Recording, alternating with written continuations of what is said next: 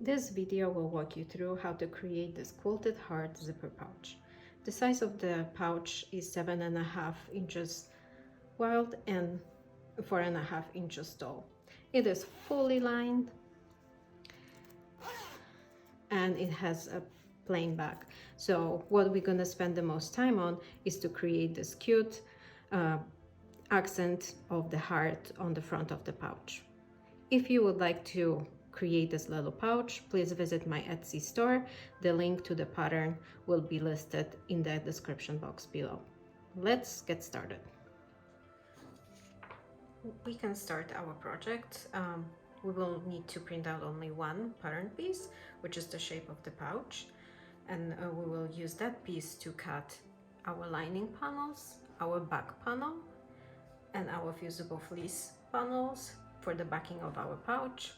The rest of the pieces will be cut based on the cut list provided with the pattern. We will start with putting together our quilted heart. We will need to use our 4 small pieces. And to start on the construction of the heart, we will have to connect them into 2 pairs.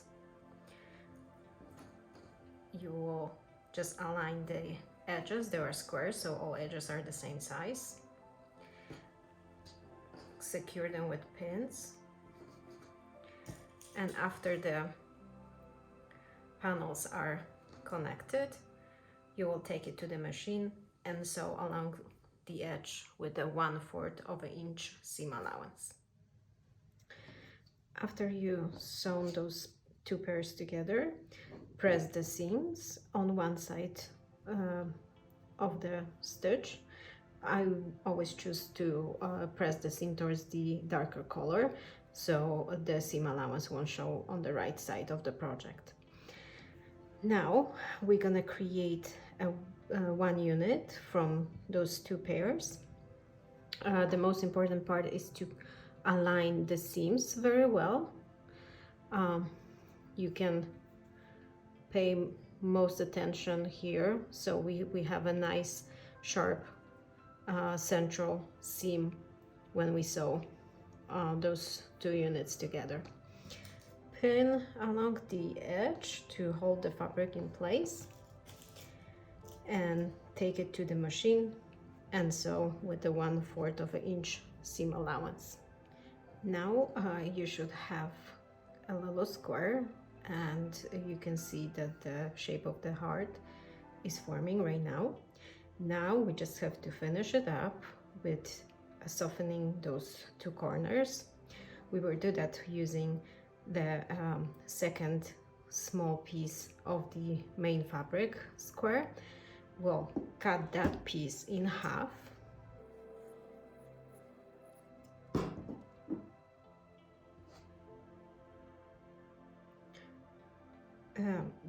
Then we press it to create, hand press it to create a little crease on the back of the unit, making sure it's straight, and having the peak corner, we will align it with the side of our heart, pin it on both sides,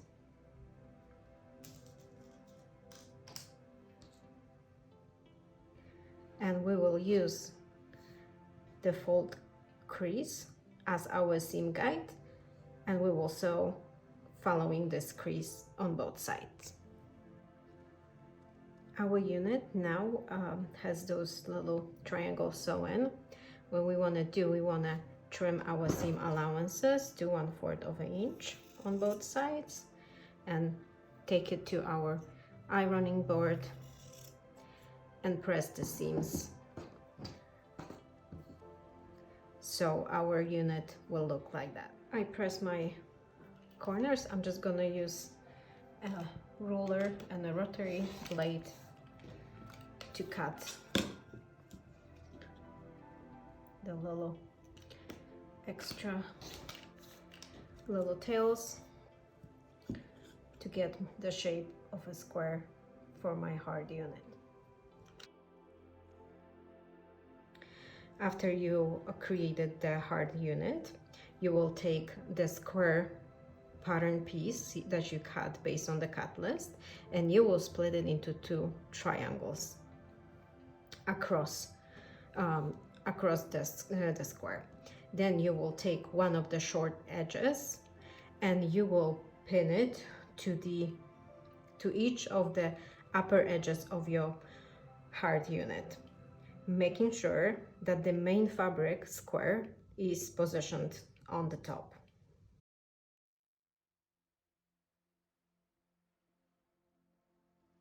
After the unit is pinned, take it to the sewing machine and sew along those 2 edges with a 1/4 of an inch seam allowance.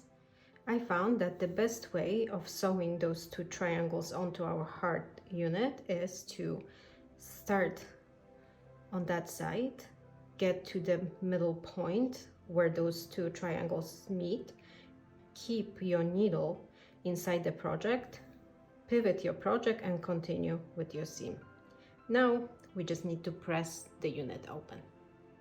After our triangle unit is completed, we will take one of our longer rectangular pieces and align it with the edge, with the bottom edge of the triangle. Pin and take it to the machine and sew it with a 1/4 of an inch seam allowance. After your unit is pressed, take the last piece of your front panel and place it about 1 inch below the edge. Pin it and sew it with a 1/4 of an inch seam allowance. After the unit is sewn in, press it with an iron. After your front panel is completed, you will take your pattern piece and fold it in half. You will measure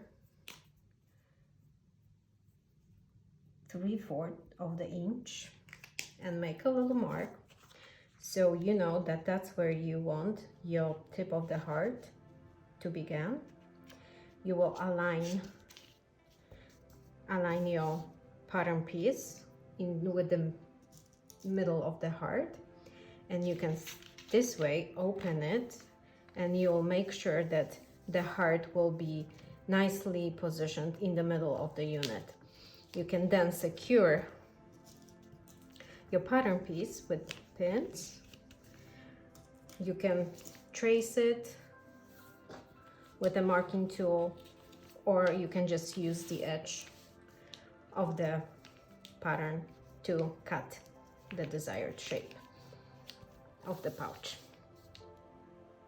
Now that we had both front and the back panel ready, we can interface it with our fusible fleece. If you prefer, you can also add a layer of SF101 that usually helps with the wrinkling when you add fusible fleece. So you can use the pattern piece to just cut a piece of SF101, fuse it to the wrong side of both units, and then fuse your fusible fleece. After your fusible fleece is attached to the back of both units, you can choose to embellish the front of your pouch even more with running a running stitch around the shape of the heart. And it's really easy to do. It's about 1/8 of an inch away from the edge of the heart. You just use any embroidery floss and just run a really simple running stitch all around the heart.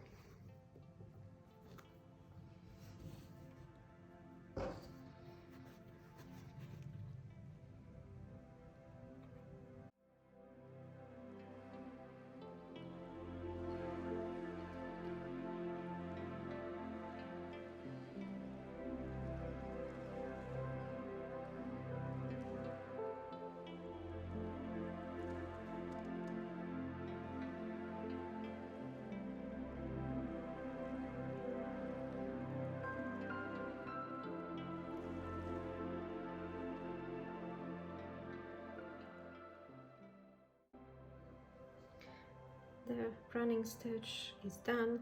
It's really not that much work, and I think it gives the project a nice customized look. So now we're gonna move on to prepping our zipper. We want to start with creating the front ends of our zipper. We pinch the tape and secure that with a pin. Then we want to repeat the same thing on the other side of the zipper tape. Make sure the ends align. Secure that fold with a pin, and you can take it to the machine and baste it in place. Now that we have the front ends of our zippers prepped, we have to establish the correct length of our zipper tape. We want to have around 1/2 inch space left on each side of the unit, so just use your ruler or any marking tool to make sure you are trimming the zipper to the correct length. After you trim your zipper, it's a good idea to melt the cut ends of the zipper tape with a lighter to prevent from fraying. Now that we have the zipper cut to length, we're gonna work on the back end zipper tab. You're gonna have the measurements to cut the tab in the cut list. What we have to do, we have to fold it in half, make a mark, and then fold those 2 short edges inside it, and again fold it in half. You can take it to the iron and press it so the fold is set. Then we will attach our zipper tab to the end of the zipper. You can use pins to hold it in place, and we're gonna stitch it, top stitch it, just on the end of the tab, making sure we are catching the top fold of the tab and the back fold of the tab. Now that both ends of your zipper are finished, we can start assemble our pouch. You're gonna place the zipper teeth side down on the main front panel of the pouch. Make sure it's centered and clip it in place. Then we're gonna take it to the machine and baste it in place with a 1/8 of an inch seam allowance. After your zipper is basted to the front panel, take your lining panel, make sure that both are right sides together, align the upper edge of the lining panel with the zipper tape, and make sure they both cover each other so they're aligned perfectly. Clip the lining panel in place and sew along the top edge with a 1/4 of an inch seam allowance. After your seam is completed, you're gonna open the unit to expose the zipper, and you're gonna press all panels together to make sure they lie flat, so we can now attach the other side of the zipper to the back panel. You do that by aligning the panels together. Then you'll see when your zipper needs to be positioned. Clip the zipper in place, making sure that the front panel and the back panels are right sides together. So we have the zipper secured. Now we can take it to the machine and baste it in place. After the zipper is basted to the back panel, we're now gonna attach our second lining panel.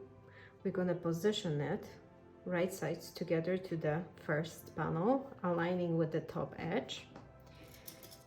Clip it in place and take it to the machine and sew it with a 1/4 of an inch seam allowance. After you sew your second lining panel in, open your unit and press well to expose both seams. Now that you have the zipper sewed in and both outer panels and lining panels are attached, we're gonna top stitch along the zipper, take it to the machine and top stitch just where the zipper runs. That means you're gonna leave around 3/4 of an inch space unsewn on each side. That's gonna make it easier for us when we're gonna put the project together. It's gonna make it easier to match our side seams. Now that our zipper seams are top stitched, we are almost there. All we have to do is just connect our outer panels and our lining panels together. Make sure to align the side seams so when you sew them in, they will have a nice transition. It's easier to have the zipper a little bit unzipped, so make sure you clip that well. Then continue clipping the project all around.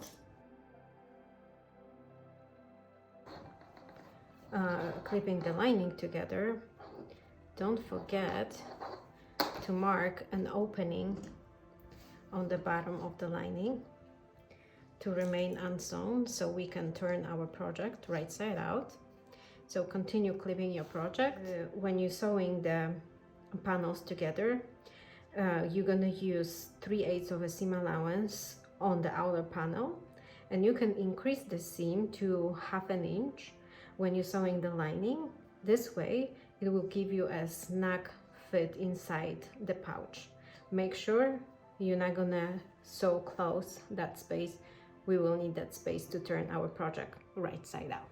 Since our pouch has a rounded shape, it's always a good idea to trim the seam allowance with pinking shears. I already trimmed my seam allowances of the lining. What I do not trim where the opening is. That will help us close the lining when our project is right side out. So go ahead, take pinking shears or start snipping your seam allowances. Now we can start turning our project right side out.